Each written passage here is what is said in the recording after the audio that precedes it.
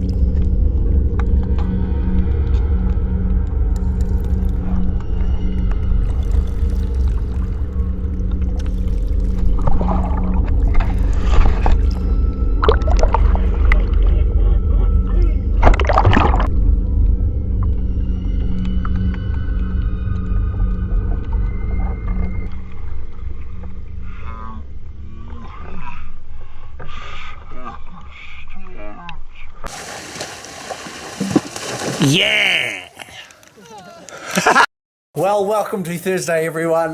Yes, this morning and how I've been rained off at work, and yes, I did just get a huge kingfish. It wasn't on film. It's 25 kilo. We weighed it on the scales. 125 centimeters, 25 kilo.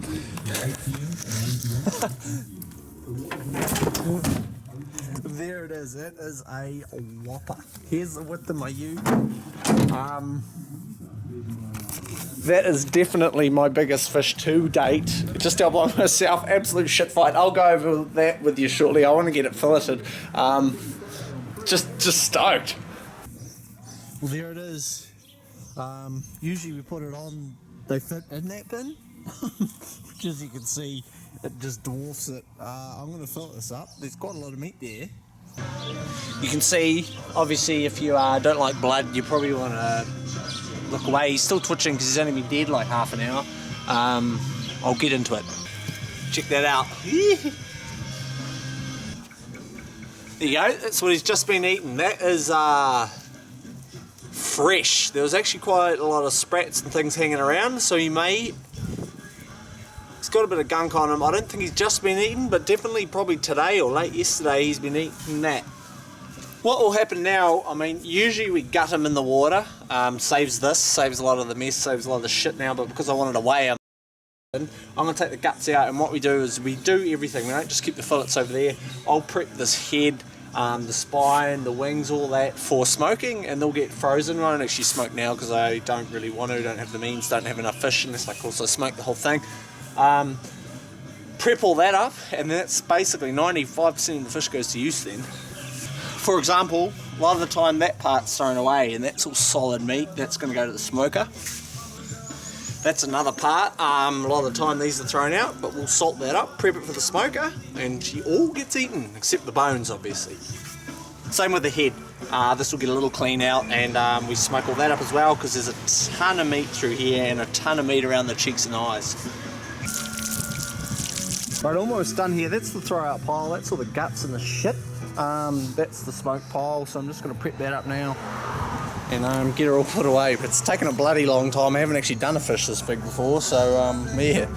Oh, right, let's do a little recap of this morning's dive. Well, this morning, or whatever, it turned into an afternoon. I was actually out there quite a lot longer. There was a few fish around. I never shot at him, but there was probably an 8 to 10 pound snapper hanging around one of those burley trails. I actually stopped filming a lot of it because there wasn't many fish. I lost a snapper, just stuffed up, shot him, and he came off in my hands, which may or may not be in film. Now this kingfish, I'm pretty sure there's no film. I I'm not 100% sure. Obviously, if you were seeing this, it's because there wasn't film of it. I had the camera was on the gun, but I'd actually stopped filming because there was bugger all fish around.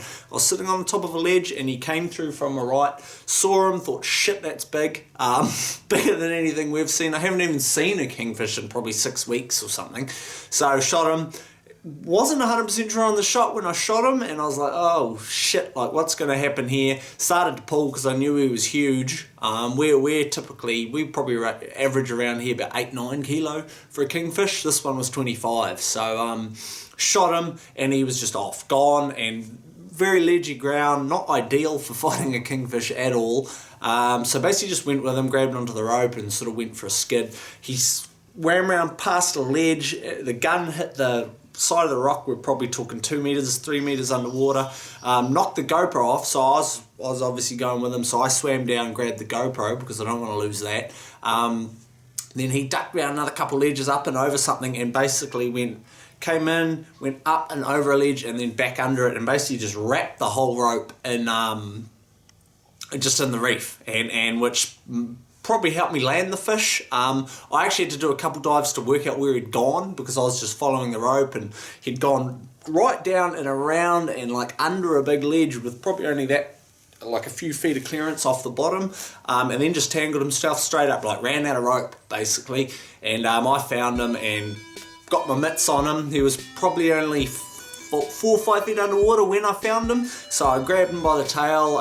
He seemed pretty tired. It was a brilliant shot. It was a panic shot. I'd only seen him a second, probably 2 seconds tops by the time I shot, and it was just perfect holding shot. Got him, ickied him, and got him straight into shore. I wasn't hanging around in case there was bronzies or anything. Did not want to muck up this fish, so I am absolutely wrapped. Do want to talk a little bit about sustainability. Now I've just talked sustainability from time to time. If you don't like things like blood and guts, it's something that's hard to push to people because you may not like seeing the blood and guts, but it's something that we've got to do. I want to push the self-sustainability because it's stuff like this fish. Getting this fish will feed me for a bloody long time. It saves me going to mass-produced like supermarkets, things like that, and buying food.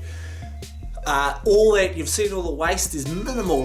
We burley up the guts. Basically 99% of that fish is used for something. Most of it's going to be eaten, and then the rest will be burley and things like that. And that to me is self-sustainability at its finest. Providing for yourself. You've got to do all the filleting and all the gross stuff which most people hate, but that to me is really being really self-sustainable. Actually looking at getting a gun, shooting a few rabbits, which I'm really looking to target now in winter because we haven't been getting much fish, and I was actually running a little bit low. So that's sort of it for this little spiel. I'm gonna go do something.